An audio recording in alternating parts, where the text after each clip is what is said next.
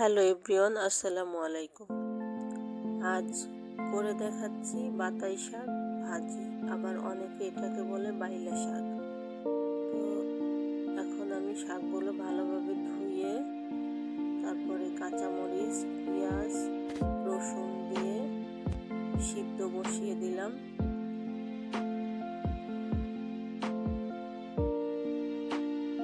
তারপরে ঢাকনা দিয়ে ঢেকে দিচ্ছি।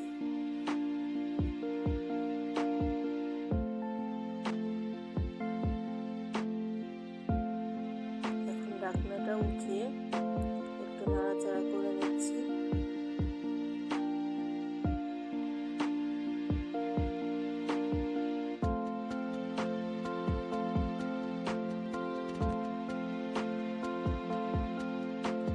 ভালোভাবে সিদ্ধ করে নিতে হবে।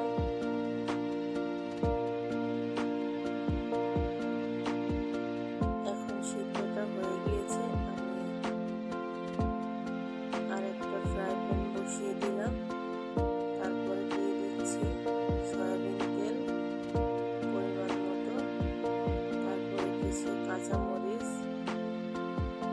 তারপরে কিছু পেঁয়াজ কলি আর রসুন কুচি দিয়ে একটু ভেজে নিচ্ছি।